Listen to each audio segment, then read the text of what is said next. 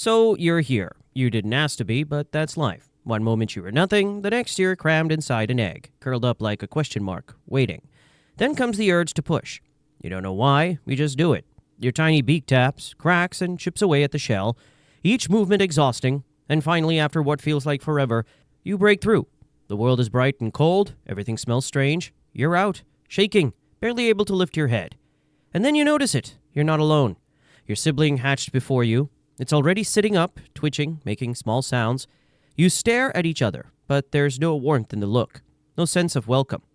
It shuffles closer, mouth open like it expects something. You don't know what to do, so you just sit there, still trying to process your own existence. Then out of nowhere, a weak peck lands on your head. You freeze. What was that? Why? There's no time to figure it out. The peck comes again, sharper this time. Your sibling isn't just greeting you, it's claiming space, showing dominance. You try to push back, but you're too weak.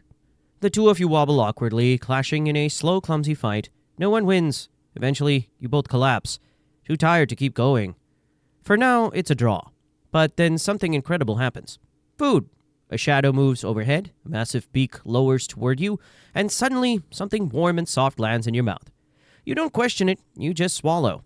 The taste is strange, but your body knows what to do. Your sibling eats next, gulping their portion in one bite. For a moment, things feel okay. You're both full. You sit close, sharing warmth, but peace never lasts long in the nest. Days pass, you grow stronger. Your legs hold your weight, and your wings finally start to stretch. You test them, flapping awkwardly in the cramped space, but every time food arrives, your sibling makes life miserable. They shove, peck, and snap, always trying to take the biggest share. At first, you accept it. You're smaller. Maybe waiting your turn is the smart thing to do. But hunger changes everything. One day, the rumbling in your belly is unbearable. You can't wait anymore. Food arrives, and as usual, your sibling lunges for it first. But this time, you don't step aside. You lower your head and deliver a sharp peck right to the chest. They freeze, blinking in shock. For a moment, there's silence. Then they come at you, fast and furious. You tumble over each other, kicking and twisting, fighting as if your life depends on it. Maybe it does. Neither of you is backing down. Finally, you land a solid peck, just hard enough to loosen their grip. You don't hesitate. You grab the food and swallow it whole before they can react. Your sibling glares at you, beak slightly open, breathing hard, but they don't try to take it back. For the first time, you feel like you belong here. Not as the weak one waiting in the background, but as a real part of this nest. And so the battle for survival continues. Every meal is a fight, but you no longer give in so easily. Then one day, something changes. Your parents stop bringing food. They land nearby, watching, but they don't feed you. You tilt your head, confused. You call out, expecting them to swoop in with something to eat, but nothing happens. Then it clicks. It's time to fly. For months, you've been preparing for this. You spend hours hopping around the nest, flapping your wings, trying to lift yourself off the ground. You learn how to balance on rocky ledges, steadying yourself against the wind.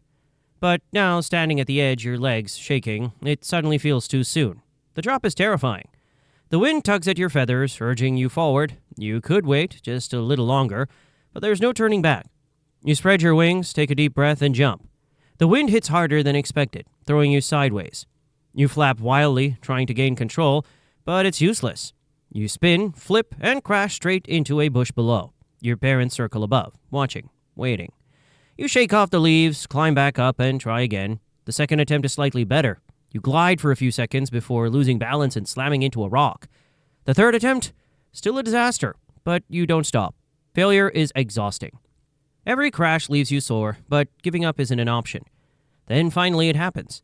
You catch the wind just right. Your wings are steady, and suddenly you're flying, really flying.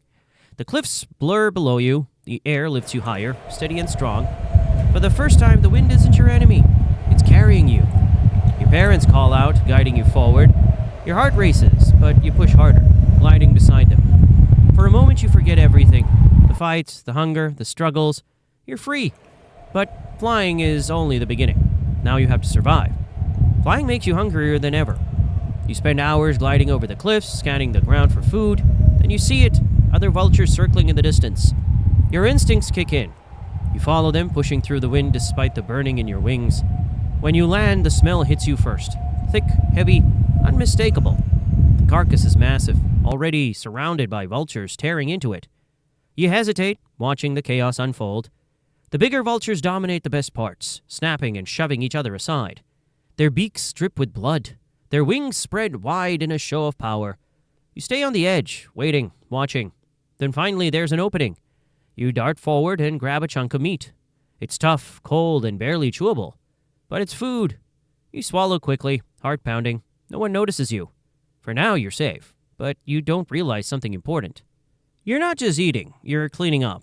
Vultures are nature's cleanup crew. You eat the parts no one else will touch. Bones, rotting flesh, things that would spread disease if left alone.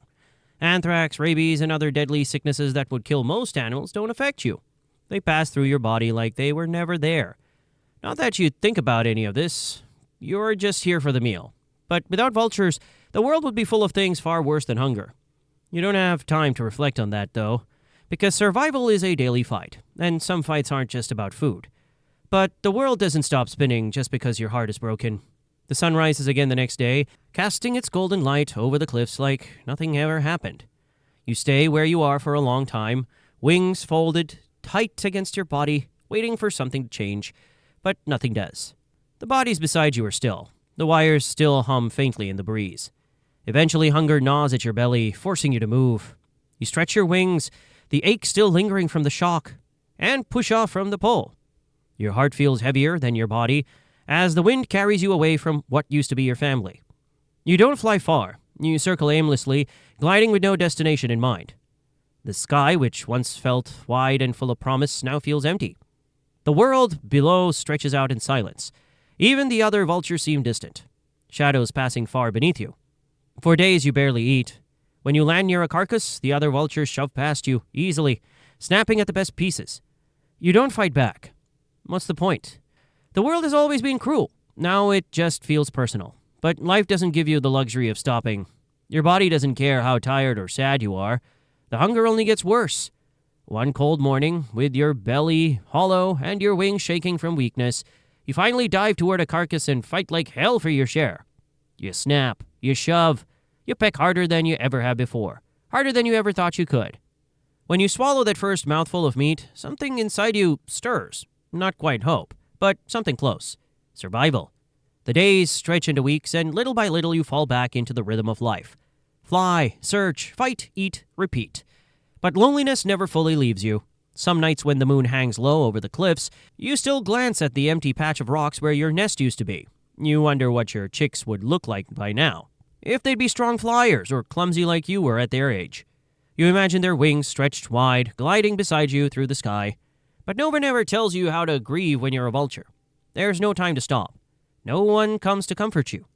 The world just expects you to keep moving on. One afternoon, you're circling above a road when you see something that makes your heart clench. A plastic bag lying half open, just like the one you found when you were younger. You hesitate, hovering in the wind. It's food. You can smell it from here.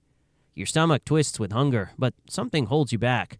The memory of that human shouting, waving their arms. The feeling of fear lodged deep in your chest.